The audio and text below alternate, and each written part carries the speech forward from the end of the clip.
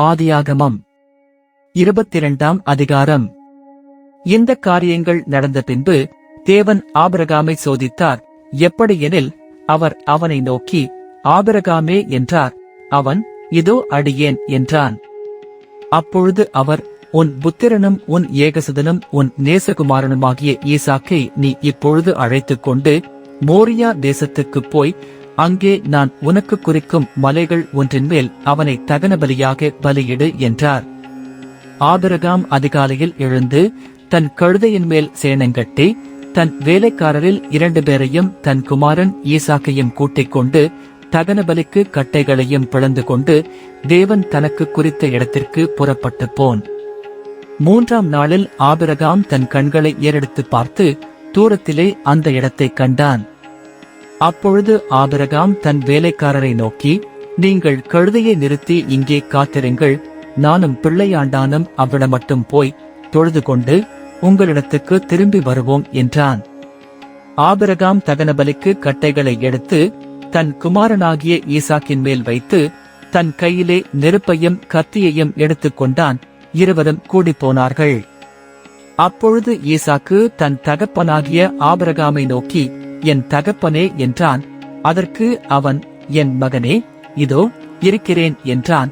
அப்பொழுது அவன், இதோ நெருப்பும் கட்டையும் இருக்கிறது, தகனபலிக்கு ஆட்டுக்குட்டி எங்கே என்றான்.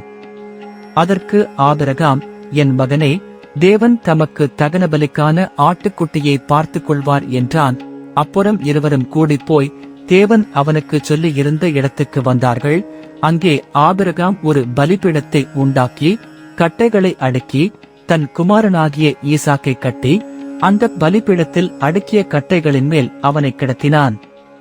பின்பு ஆபிரகாம் தன் குமாரனை வெட்டும்படிக்கு தன் கையை நீட்டி கத்தியை எடுத்தான். அப்பொழுது கர்த்தருடைய தூதனானவர் வானத்திலிருந்து, ஆபிரகாமே, ஆபிரகாமே என்று கூப்பிட்டார். அவன், இதோ அடியேன் என்றான். அப்பொழுது அவர், பிள்ளையாண்டான் மேலேல் உன் கையை போடாதே, அவனுக்கு ஒன்றும் செய்யாதே, நீ அவனை உன் புத்திரன் என்றும் உன் ஏகசுதன் என்றும் பாராமல் எனக்காக ஒப்புக் கொடுத்தபடியினால் நீ தேவனுக்கு பயப்படுகிறவன் என்று இப்பொழுது அறிந்திருக்கிறேன் என்றார்.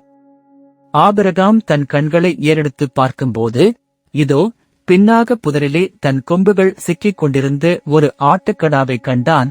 அப்பொழுது ஆபிரகாம் போய் கடாவை பிடித்து அதை தன் குமாரனுக்கு பதிலாக தகனபலியிட்டான். ஆபிரகாம் அந்த இடத்துக்கு ஏகோவாயிரே என்று பெயரிட்டான். அதனாலே கர்த்தருடைய பர்வதத்திலே பார்த்து கொள்ளப்படும் என்று இந்நாள் வரைக்கும் சொல்லப்பட்டு வருகிறது.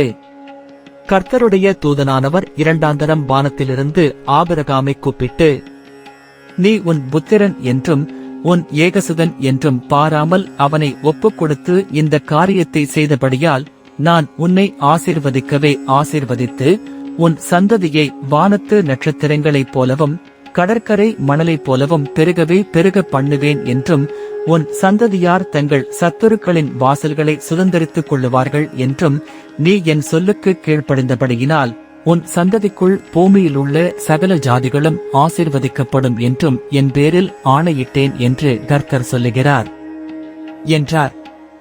ஆபிரகாம் தன் வேலைக்காரரிடத்துக்கு திரும்பி வந்தான். அவர்கள் எழுந்து புறப்பட்டு ஏகமாய் பெயர்செபாவுக்கு போனார்கள். ஆபிரகாம் பெயர்செபாவிலே குடியிருந்தான்.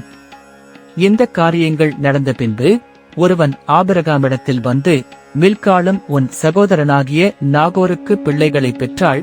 அவர்கள் யாரென்றால், முதற்பேரான ஊத்ஸ், அவன் தம்பியாகிய பூஸ், ஆராமுக்கு தகப்பனாகிய கேமுவேல், கேசேத், ஆசோ, பில்தாஸ், இத்லா, பெத்துவேல் என்பவர்கள். பெத்துவேல் ரெபெக்காளை பெற்றான் என்று அறிவித்தான். அந்த 8 பேரை மில்காள் ஆபிரகாமுடைய சகோதரனாகிய நாகோருக்கு பெற்றாள். ரேயுமாள் என்று பேர் கொண்ட அவனுடைய மறுமனையாட்டியும் தேபா, காகாம், தாகாஸ், மாகா என்பவர்களை பெற்றாள்.